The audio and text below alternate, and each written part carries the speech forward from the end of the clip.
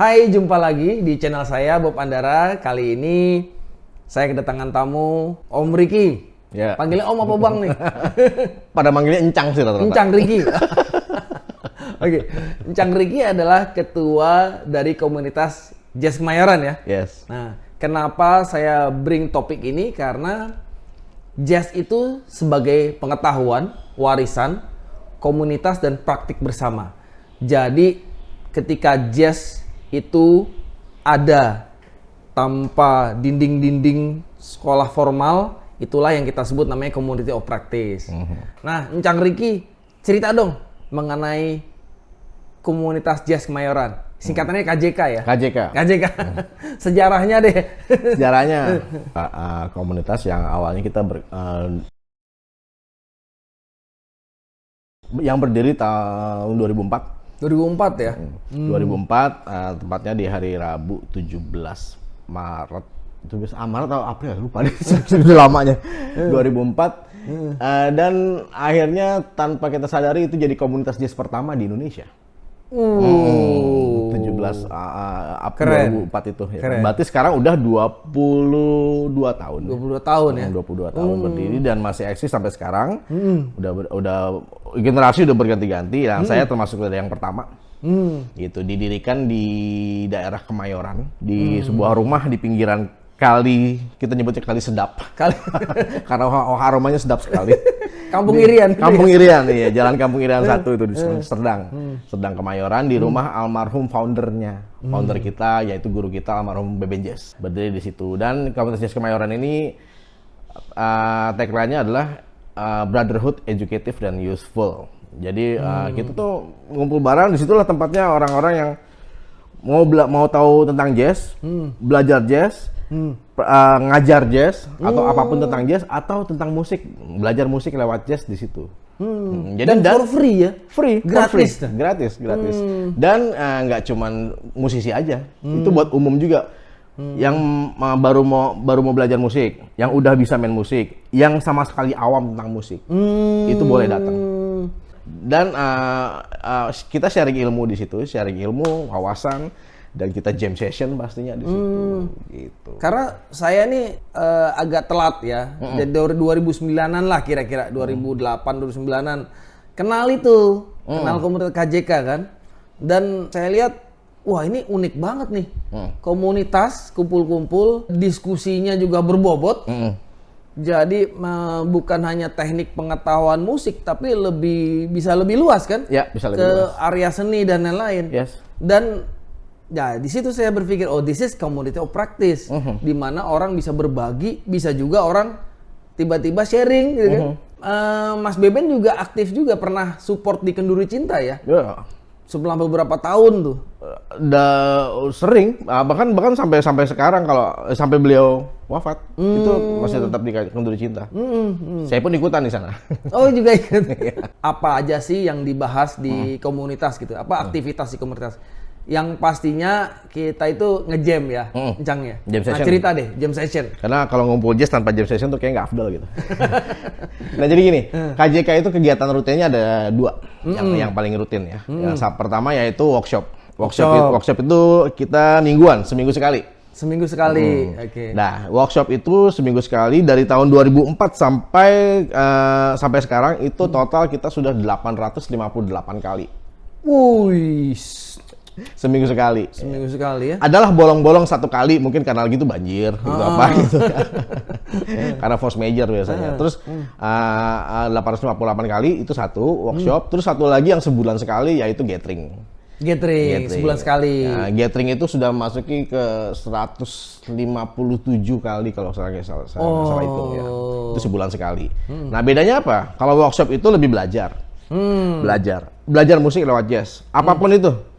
Temanya, misalnya tema bisa sejarah, bisa tentang piano, bisa tentang gitar, saxophone atau apapun tentang vokal, dan narsumnya tuh bisa dari anak-anak KJK sendiri yang memang udah ngerti, atau kita datangkan narsum dari luar, atau biasanya mostly sih almarhum Bebenja sendiri. Beliau sendiri yang ngajar ya. Tentang apapun, dan itu terstruktur ya. Misalnya ngomongin teori musik, ya udah teori musik kemarin sampai sini sampai mana. Minggu lalu itu kita lanjut lagi, ulang dikit. Yang baru ikut kita ulang dikit, kita lanjutin lagi. Gitu dari major scale sampai minor harmonic, melodic minor sampai apapun dipelajari. Teori musik, karena ya teori musik mau jazz, mau rock, mau klasik ya sama aja. Sama ya? Sama. Teori musiknya sama. Terus apa namanya, sejarahnya, filosofinya, bahkan sampai yang tingkatannya lebih jazz itu bukan musik itu sendiri, tapi jazz itu lebih ke sikap. Sikap dan attitude ya, attitude jazz itu gimana. Karena Kak Beben selalu bilang tuh, jazz itu adalah kalau sudah bukan musik itu sendiri, jazz itu menjadi suatu attitude. Orang jazz itu orang yang nggak mau hidupnya gitu-gitu aja. Nah, karena basicnya musik jazz itu sendiri banyak improvisasi. Iya betul, itu kuncinya ya. Betul, ya. Karena jazz itu ya improvisasi kan, identiknya. Karena di jazz sendiri lucu. Kalau misalnya kita mainkan misalnya apa lagu yang paling standar lah, misalnya Misty atau Fly Me to the Moon gitu ya. Kita mainin sekarang nih. Saya main bass ya, mainin. Terus, oke, ulang lagi Ki. Beda lagi. Beda walking bassnya beda, ira beatnya bisa beda. Tadinya kita main dengan swing, tiba-tiba dengan bossa nova atau tiba-tiba dengan irama funk. Ya, going where the wind blows aja, surrender at the moment aja. Itu yang unik kan, freedom itu kan. Freedom itu. Kebebasan berimprovisasi. Yes, tapi harus bertanggung jawab. Nah itu butuhnya ilmu musiknya. Iya, mempertanggungjawabkan apa yang dia mainin, bener nggak? Cara kaidah musik. Itu mempertanggungjawabkan apa yang dia mainkan. Dan mengenang almarhum Beben Jazz lagi, jadi style Om Beben gitu ya, itu cukup unik ya. Saya merasakan langsung ketika saya waktu itu main klarinet, ketemuan ke kumpul-kumpul di Sarinah waktu itu. Digali dulu nih sampai mana, terus kasih assignment, coba mainin si Jam Blues. Wah, lagu apaan tuh? Coba cari di YouTube main si Jam Blues kayak gitu. Dan setelah saya nih ada lagi murid-muridnya tuh, dia bener-bener personal, dikasih assignment, dikasih coaching, itu yang berkesan sih menurut saya. Jadi cara komunitas beliau ini juga berpengaruh dalam coaching membernya, dipantau. Kemarin mainnya sampai mana? Dan yang unik adalah diceburin. Bener. Ayo ngejam gitu ya. Almarhum tuh raja nyeburin. Iya, ayo ke depan. Oh, nggak apa-apa, ngaco-ngaco gimana. Waktu ketika saya bawa teman-teman kantor ke Kampung Irian tuh, Jalan Irian. Bener-bener, ayo nyanyi. Wah, pada bingung. Iya, nyanyi ke depan. Jadi diceburin. And then di situ experience-nya beda. Yes. Karena audiensnya juga support kan. Dan itu menurut saya, this is the true learning experience kayak gitu. Jadi itu yang berkesan deh, Cang Ricky. Nah, kalau diskusi jazz lagi, belajar teori musiknya itu tentang jazz, itu apa aja yang dibahas? Nah, melanjutkan soal itu tadi, memang ada tambahan dikit. Di KJK itu tempatnya salah. Jadi kalau salah, ya nggak apa-apa. Nggak apa-apa. Main bener, main salah kita tepokin. Wah, itu dia. Itu yang keren ya. Tapi kalau begitu udah masuk belajar di workshop misalnya, oke, udah workshop, udah belajar berapa kali pertemuan, oke, kita tes pada saat jam session, mainin lagu ini, tes yang tadi. Kalau salah push up. Justru yang paling sering push up itu akhirnya bisa malah jadi. Nah, gemblengnya di situ ya. Iya. Dan lucunya almarhum tuh nggak pernah marah. Jadi ngilu push upnya sambil ketawa. Ya entah kenapa anaknya nurut aja. Oke Om, ya. Oke, balik ke pertanyaan. KJK nih. Oh, tim KJK itu. Kalau bahas musik tuh, teori ya? Musik teori itu apa aja yang dibahas? Dari awal. Dari awal. Misalnya gini. Dari KJK awal sampai KJK sekarang ya nggak berbeda. Mengajar musik, kalau secara teori musik ya kita bahas dari major scale, do re mi fa sol la si do, ya kan? Satu crash sampai 7 crash, 1 mol sampai 7 mol ya, cycle of fourth, cycle of fifth. Terus ngomongin itu apa namanya, chord, ya apa namanya, interval and chord and modes and scale, itu kita bahas semua. Kita kasih tahu karena itu basic ya, basic dasar dari musik. Gitu. Itu tetap dibahas. Awal saya belajar musik dulu kan anak tongkrongan ya, belajar musik asal genjreng aja gitu. Terus begitu tahu teori, loh ini kan yang gue pelajarin lagi di sekolah nih dulu, lagi SMP nih. SD kelas 6 sampai SMP tuh kan belajar 1 crash, 2 crash, 3 crash. Oh ternyata ini berguna. Pada saat udah jadi anak band baru sadar gitu. Dan ternyata di KJK dibahas lagi, di sekolah musik semua dibahas. Dan kalau di lagi workshop atau lagi kumpul gitu, kan yang ngajar tuh para teman-teman senior atau yang merasa bisa berbagi gitu ya. Nah gimana nih Cang Ricky sebagai ketua komunitas bisa encourage atau ngebujuk sharing dong nih sama teman-teman gitu. Dan mereka bisa mau ya sharing gitu kan. Rata-rata mau. Nah, gimana tuh caranya tuh?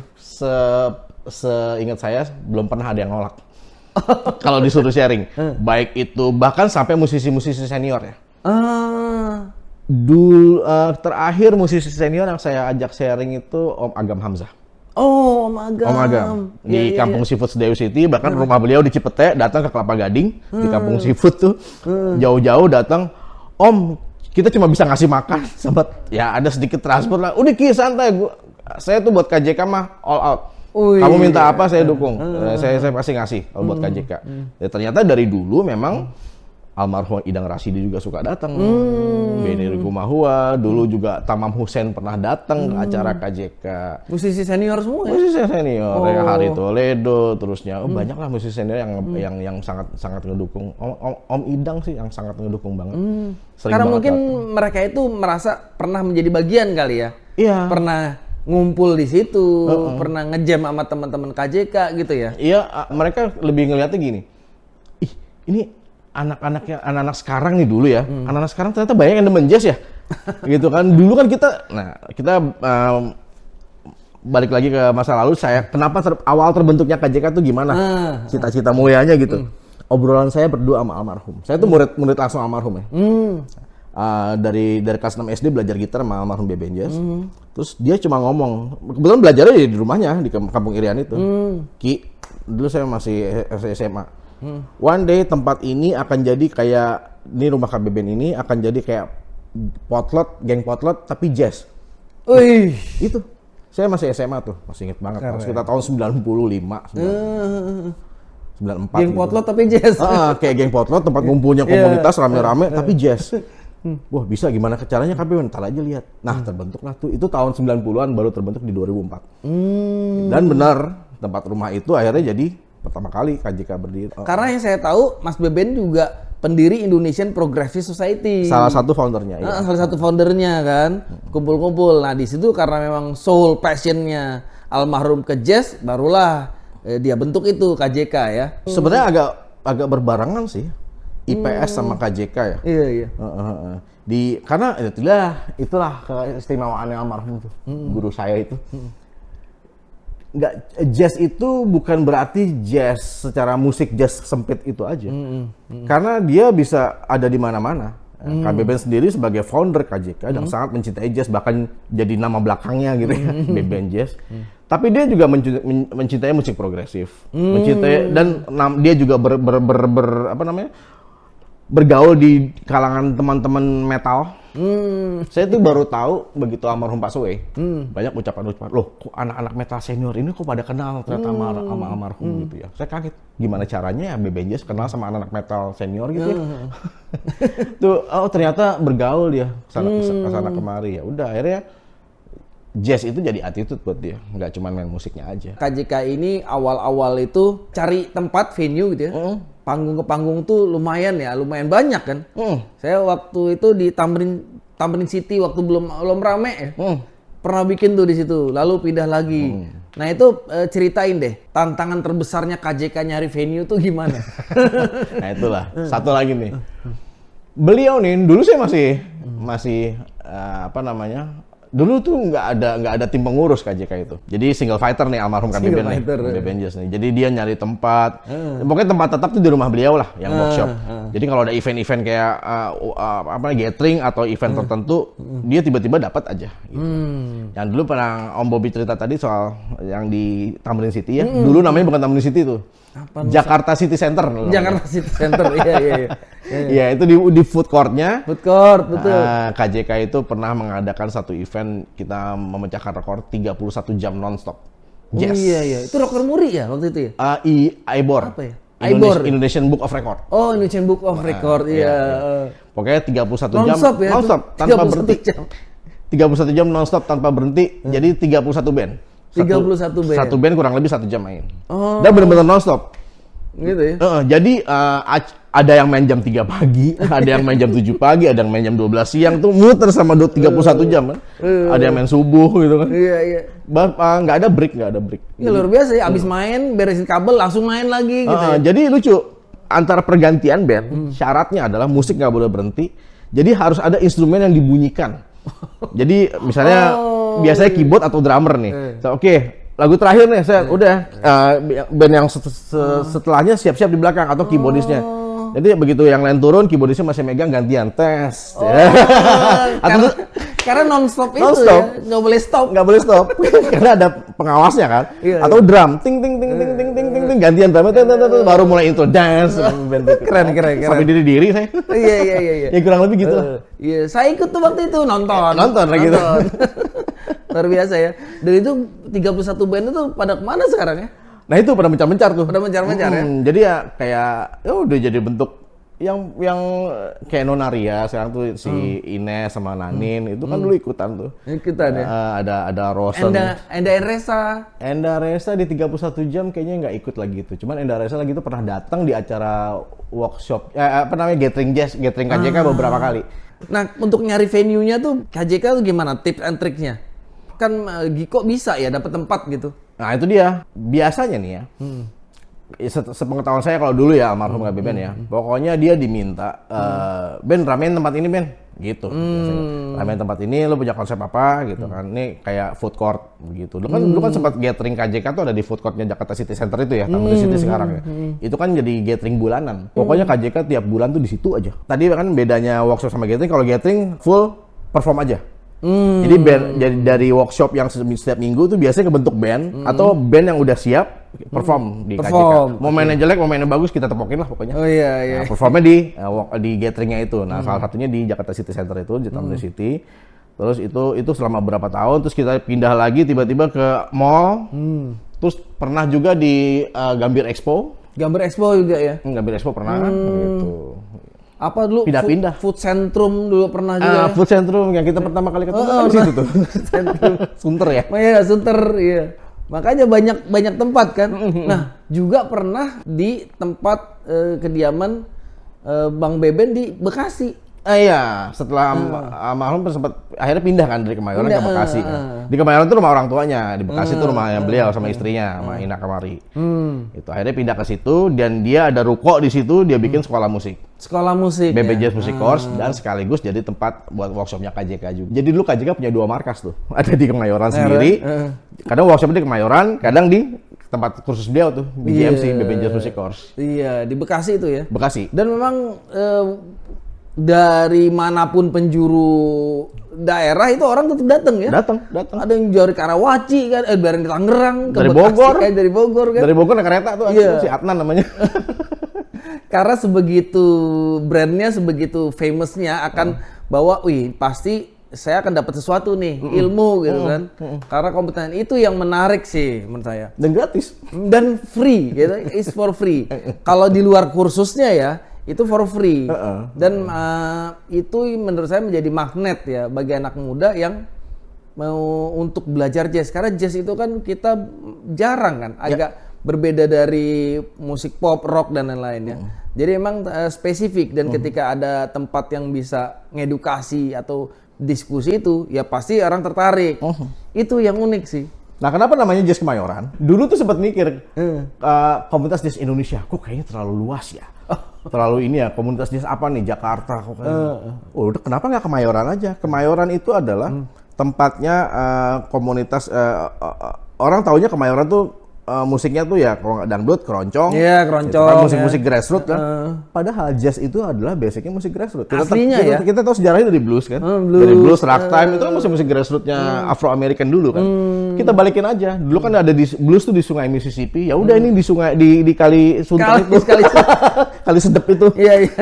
Dengan aroma-aromanya kita namakan komunitas jazz Kemayoran. Kenapa? Karena berdirinya di Kemayoran. Udah sesimpel itu. Dulu uniknya teman-teman itu dari Lebak Bulus datang ke Kemayoran, dari manapun datang, dari Bogor. Ya, mereka bawa makanan sendiri. Bawa pastel buat rame-rame. Gelar karpet, KBBN punya alat bandnya dikeluarin. Terus pertama kali biasanya dimulai dengan nonton film. Nonton film. Film jazz. Film jazz. Sambil kita paling beres-beres, film diputar. Jadi yang udah datang sambil nunggu kita beres-beres, udah mereka nonton film dulu. Abis nonton film udah bahas teori.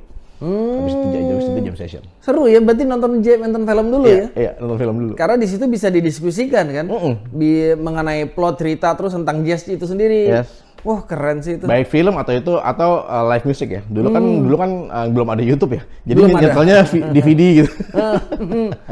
Nonton bareng, DVD bareng. Oke.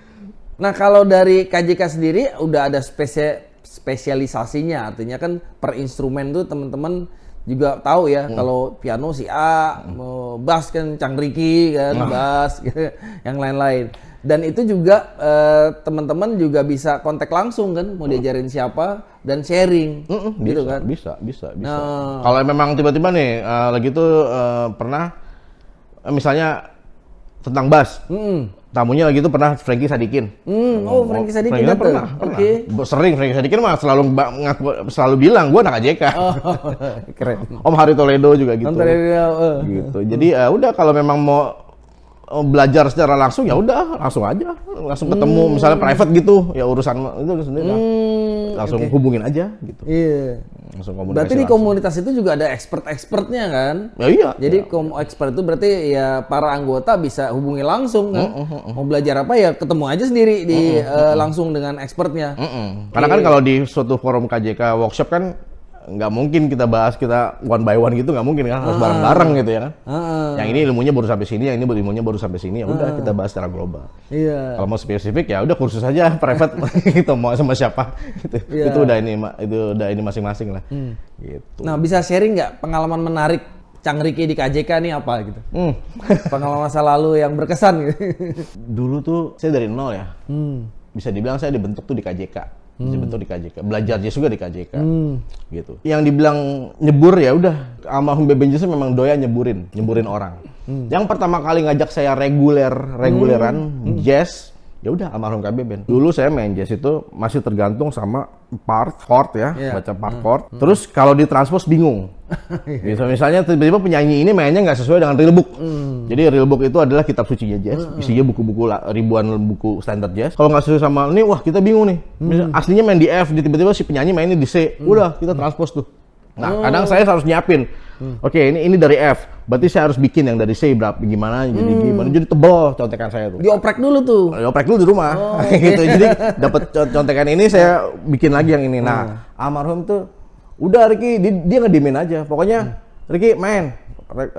Pokoknya tiba-tiba dipanggil gitu lagi workshop belum bisa. Dulu kan ya anak grunge lah ya. Terus tiba-tiba disuruh main jazz, suruh main swing lagi tuh. Saya inget lagunya Blue Moon, saw me standing around. Oke, Ricky ayo main. Dipaksa. Ya udah. Ya disuruh sama guru nurut lah. Udah. Lucunya, pengalaman paling lucu nih. Main lagu Blue Moon, tapi di otak saya kalau nggak salah si Jam Blues atau apa gitu. Jadi lagu lain. Lagu lain. Saking deg-degannya. jadi yang lain pada bingung. Ini yang mana?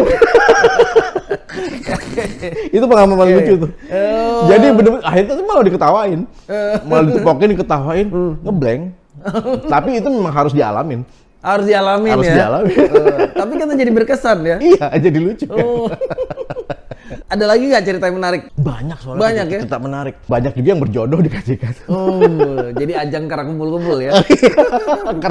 Banyak ada beberapa ada gitaris ketemu vokalis itu anak Bekasi itu jadi pokoknya banyak deh ketemu jodoh di situ sampai nikah gitu. Terus dulu ya lagi sekitar tahun 2008, 2009, 2007 itu kita pasti merasa nggak cukup kalau gathering tuh udah gathering selesai, kitanya nih yang datang merasa belum selesai.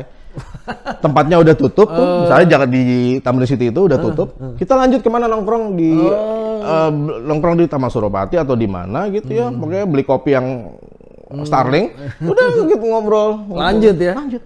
Kadang jam 2 pagi gitu. Itu kan merasa kurang cukup. Kalau di Kemayoran workshop udah selesai jam 11, jam setengah 12 gitu. Oke, udah pada pulang masing-masing. Kitanya belum mau pulang. Kita nongkrong di warung bubur, warung Indomie lah segala macem, warung kopi. Udah sampai pagi. Saking guyupnya ya persatuannya.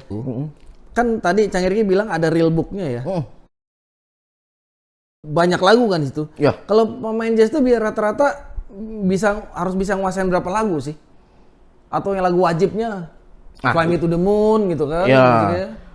Lagu, nah itu dia. Misty, itu nggak sih? Iya, Atau- betul. Itu salah duanya lagu-lagu wajib, lagu-lagu yang bisa gitu harus bisa. Nah itu ada di real book itu. Jadi real book itu sebisa mungkin kita tahu lagunya. Ya seenggaknya setengah buku lah. Setengah buku ya? Kita tahu lah kita banyak pernah dong, dengar. Banyak. 20 lagu kali ya? Lebih 20, 50, 100 bisa. Iya. Iya, minimal kita tahu temanya seperti apa. Kalau kita nggak tahu temanya kan ada chordnya, udah kita mainin aja. Siapa yang paling tahu temanya? Si main alat tiup kayak, si main piano. Oke, mainin temanya, kita ikutin, mainin swing, dung dung dung. Kita mesti bisa baca part lah. Nah itu yang dididik di KJK. Kenapa si lagu-lagu itu yang jadi lagu wajib? Disebutnya lagu standar, Lagu standar. standard jazz. Kenapa sih dibilang standar? Seperti kayak udah di apa namanya? Udah dikukuhkan sebagai lagu standar gitu. Jadi lagu-lagu para komposer atau lagu yang dulunya pop akhirnya banyak orang jazz mainin. Itu kayak Kalau Just the Two of Us itu standar bukan? Just the Two of Us itu sebenarnya lagu pop Just the itu. Two of Us itu ya? Lagu jazzy tune. Beda. Jazzy Tune. Jazz itu pop jazz lah gitu. Pop Cuman akhirnya jadi masuk kayak lagu wajib karena banyak orang tahu, famous gitu kan. Ya. Gitu. Fly Me to the Moon, terusnya Summertime. Summertime. Ya. Summertime itu kan orang blues bawain, orang jazz bawain. Basicnya kan itu kan lagu film ya. Iya ya. Lagu film di bagian chorusnya itu ada di film Porgy and Bess, film musikal, teater, musikal movie atau pertunjukan musikal. Di tengah-tengah di bagian itu ada bagian chorusnya ada Summertime and the living is easy. Nah itu akhirnya di orang jazz banyak bawain. Iya. Itu Janis Joplin aja bawain. Orang blues banyak bawain. Orang blues kan. Akhirnya jadi lagu standar. Jadi ada dua, ada standard jazz, yaitu banyak lagu yang tadinya pop atau lagu yang tadinya ragtime atau lagu yang tadinya bukan jazz, akhirnya banyak orang jazz bawain jadi lagu standard. Ada yang original composition. Jadi benar-benar lagu ciptaan para komposer. Misalnya ciptaannya Miles Davis, Herbie Hancock, ciptaannya Charlie Parker. Iya, gitu. iya. Memang dia menciptakan lagu itu. Akhirnya masuk di real book. Jadi ada lagu yang harus dipelajari sama orang-orang jazz. Orang jazz wajib tahu. Makanya dibikin lah itu jadi real book gitu ya. Jadi real book. Akhirnya dikumpulin ada sekitar 1.400 atau 1.000 atau 2.000-an mungkin ya. Ya kayak tadi Om Bob disuruh belajar si Jam Blues. Itu kan lagu-lagu standar. Duke Ellington itu yang bikin. Duke Ellington ya? Duke Ellington si Jam Blues. Iya, saya taunya pas disuruh si Jam Blues, saya seumur hidup belum pernah lagu itu di YouTube. Oh begini lagu. Lagu cuma 2 not kan. Teret gitu. Sepanjang lagu 12 bar. 12 bar ya? Chordnya banyak, notnya 2 gitu. Iya, chordnya chord blues. Udah notnya cuma 2. Teret. Makanya judulnya si Jam Blues. Temanya nggak usah banyak-banyak, yang penting lo jamming, lo improvisasi di situ. Habis temanya selesai, udah solo. Masing-masing. Makanya si Jam Blues. Nah ini saya mungkin mewakili orang awam ya, Cang Ricky ya. Kok bisa ya orang bisa bikin komposisi jazz di mana itu chordnya kemana-mana, terus nada dasarnya juga kemana-mana, nggak ketebak gitu. Kayak Jobim ya, Anthony Carlos Jobim. Ya. Saya sampai sekarang masih bukan bingung atau kagum ya.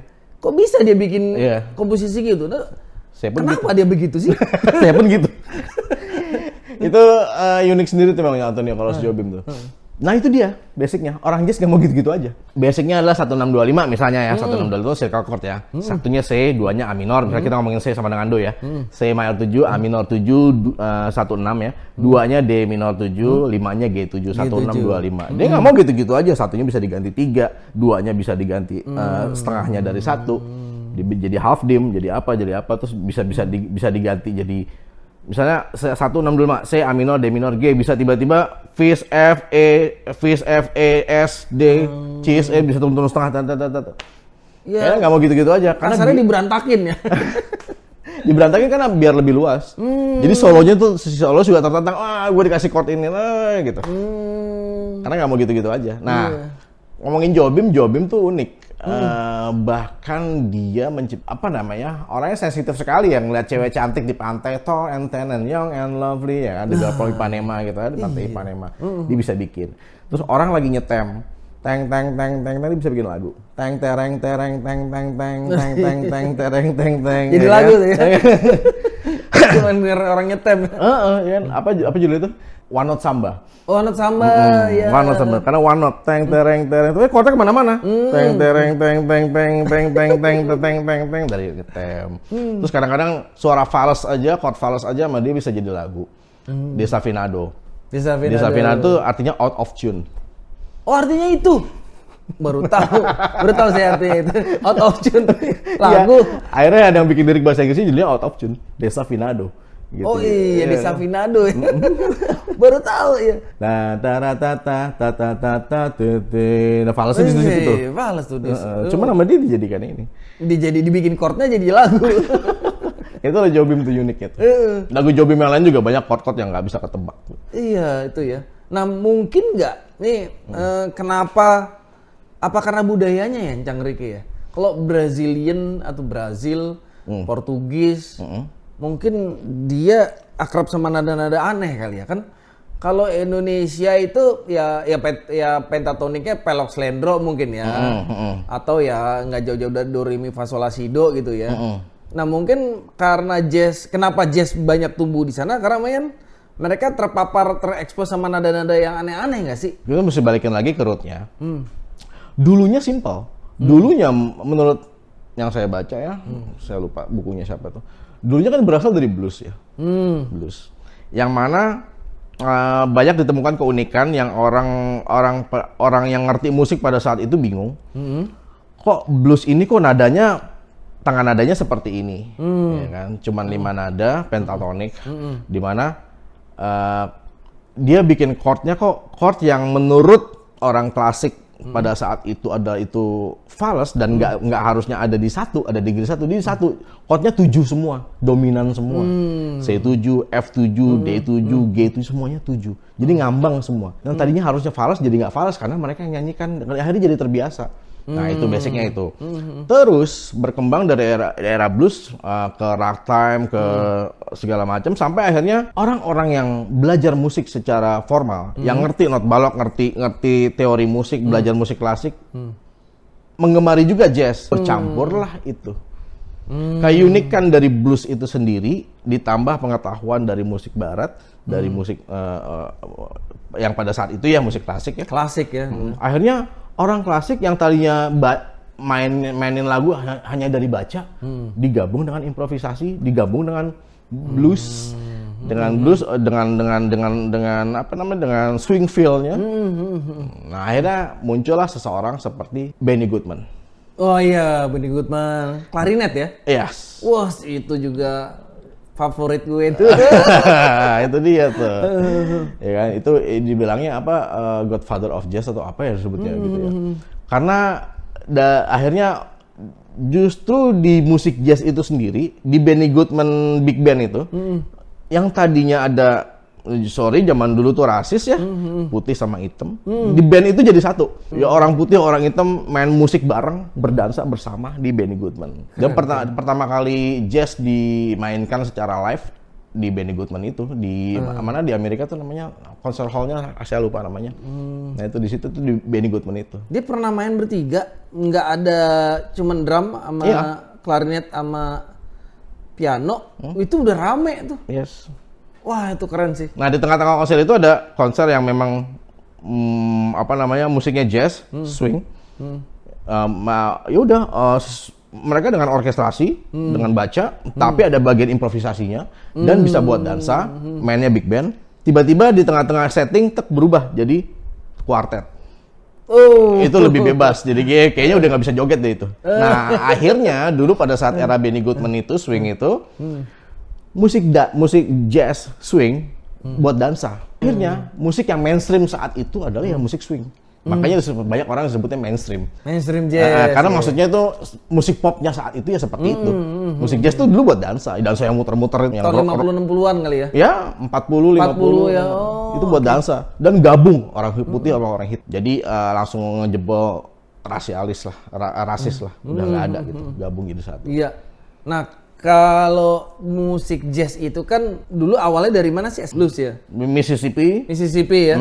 Chicago banyak tempatnya. Dan sampai berkembang kemana-mana ke fusion. Oh iya, iya. Coba ceritain deh perjalanan secara singkat deh. Turunannya. Itu ibaratnya kita ngomongin blues, dari blues ke ragtime. Dari ragtime dulu kita kenal ada Scott Joplin tuh main piano tuh. Tereng, terus sampai akhirnya dari blues itu berkembang ke orang-orang kulit hitam tuh kalau ada yang meninggal tuh suka, dulu drum tuh belum jadi satu lah, ada yang megang snare, ada yang megang bass drum, ada yang megang ini, sambil jalan bareng-bareng itu, era-era itu. Kayak parade gitu ya? Musiknya 2/4, dudek, sampai akhirnya ke swing. Model Mars gitu ya? Oke. Apa sih kok namanya lupa? Dixieland. Ya. Dulu pakai banjo tuh, gitu. Dari Dixieland ke swing, dari swing akhirnya berkembang ke bebop. Bebop tuh ibaratnya ini orang-orang yang idealis nih ngumpul jadi satu. Kok musik kita kok jadi buat dansa begini ya, udah bosen nih. Kita nggak bisa terlalu explore. Akhirnya bebop lah, muncullah orang-orang Miles Davis, Charlie Parker, yang musik yang memang udah yang menikmati si musisinya itu sendiri. Cepat terusnya chordnya cuma 2, gitu deh. Jadi orang mau dansa juga bingung, anjing susah banget musiknya gitu kan. Mereka menikmati itu. Muncullah tangan nadanya juga beda lagi ya bebop ya? Oh iya, udah advance lagi tuh urusannya. Advance lagi ya? Karena yang tadinya chordnya 1625, 3625 atau gimana, ini chordnya cuma 2. Jadi terkesan gampang padahal nggak gampang, sangat susah. Dengan chord yang minim kita mau improve apa gitu. Nah, itu butuh nim sendiri, butuh jiwa hayal gitu. Nah, setelah itu berkembang, tiba-tiba kan akhirnya muncul elektronik ya, bass tuh tadinya kontrabas muncul lah ya. Electric bass gitu. Gitar elektrik. Nah, setelah itu muncul, sebelum fusion tuh ada satu album ini yang kayak mendongkrak di dunia jazz gitu. Karena pada saat itu dengan kemunculan tiba-tiba ada Elvis Presley, tiba-tiba ada rock and roll muncul, ibaratnya musik blues yang dengan kasar, dengan lebih cepat jadi rock and roll gitu. Jazz tuh kayak pecah gitu genrenya ya. Jazz itu kayak mulai ketinggalan nih. Miles Davis akhirnya bikin sebuah album namanya Beaches Brew. Itu legendary album tuh.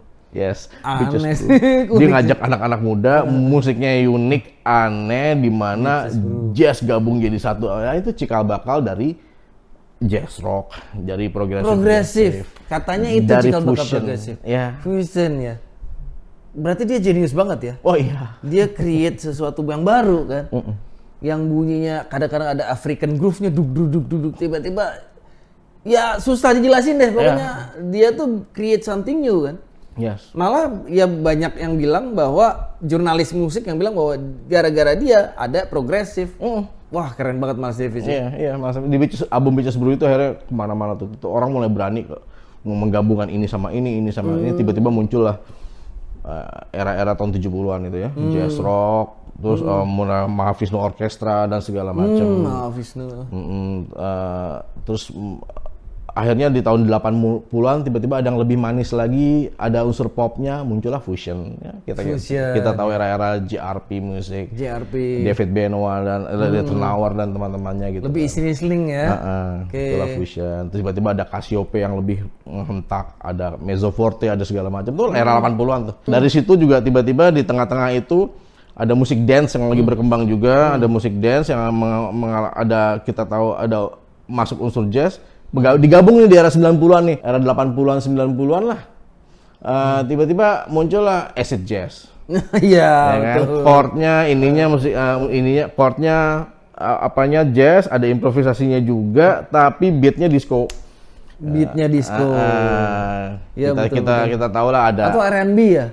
R&B. Kalau crossover itu ya perkawinan antara R&B sama jazz ya, bener gak sih Cang? Crossover tuh gimana tuh? Crossover jazz biasanya kan ada R&B tapi ada jazz.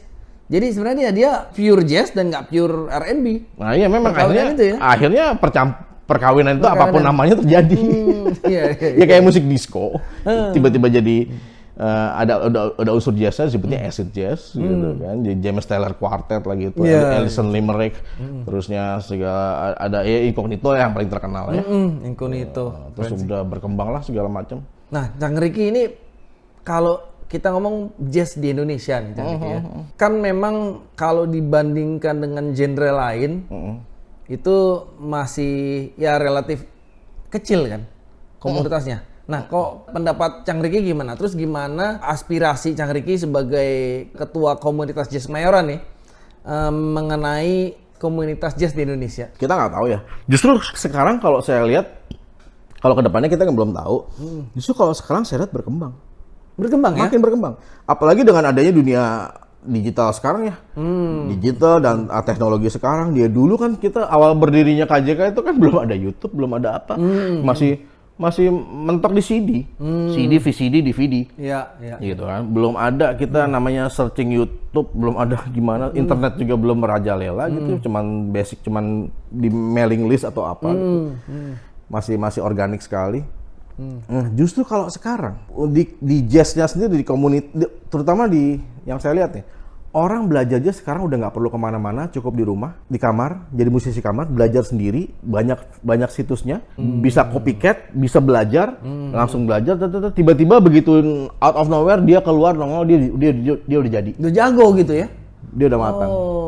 Dia udah bisa main. Karena teknologi itu ya? Karena teknologi. Padahal tadinya dia cuma latihan di kamar, seorang penyendiri. Begitu keluar, tiba-tiba ada muncul nih anak kecil nih, gitu, muncul jago. Itu banyak kayak gitu sekarang. Cuman tetap, akhirnya itu jadi tantangan sendiri buat komunitas.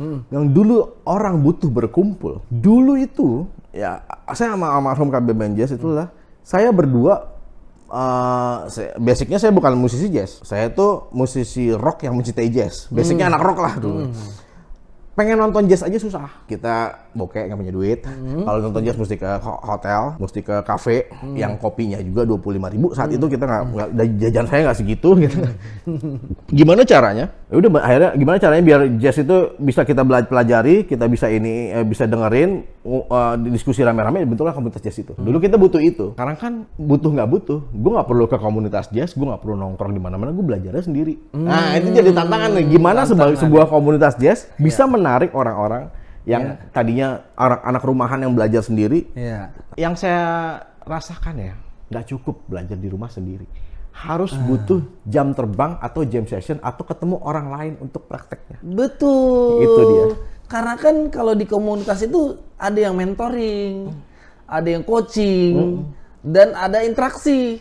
Karena bermusik itu, begitu kita di stage, kita saling menyampaikan energi masing-masing. Yang itu nggak ada ilmunya. Iya. Kita seperti feeling nih, drummer mau kemana sebenarnya, si pianis nih ngasih chord apa sebenarnya, dan gue mesti apa, gue mesti solo apa. Kita kan mesti nggak bisa sendirian. Itulah perlunya komunitas jazz. Nah, makanya akhirnya sekarang sebuah tantangan gimana caranya ya biar oke lah, biarin lah mereka udah belajar di rumah tapi tetap tertarik ke workshop KJK. Tantangan buat saya tuh. Harapan Cang Riki apa yang disampaikan nih buat audiens nih? Buat audiens, buat teman-teman ya, tetap belajar apapun, jangan pernah merasa telat. Karena saya pun masih belajar. Jangan pernah merasa telat dan jangan pernah merasa sendirian. Ada KJK di sini, kalau mau ngumpul bisa kontak ke IG-nya KJK. Ya, terus nanti kita juga di KJK juga akan rencana bulan Agustus kita akan mulai lagi workshop. Ada beberapa tempat yang menawarkan. Kita lagi ngobrol dulu, lagi meeting dulu. Kayaknya Agustus ini udah bisa mulai. Mudah-mudahan ya. Nah, ini udah Agustus ya? Agustus. September kali ya pasti. akan bisa mulai lagi. Nah, intinya adalah untuk jazz itu sendiri, seperti yang selalu almarhum bilang, hidup sudah susah, jazz harus mudah. Wah, keren tuh quote-nya. Hidup udah susah, jazz harus mudah. Oke, teman-teman. Jadi mengenai komunitas ini kita menghargai community sebagai ruang belajar. Jadi kita mengenang juga foundernya dulu, BBN Jazz kan, semangat baginya luar biasa ya. Terus datang ke komunitas itu bukan hanya untuk main, tapi juga untuk belajar dan mengajar. Oke, Cang Riki, seru juga diskusi kita hari ini ya. Oke, teman-teman, kita ketemu lagi di episode berikutnya. Bye.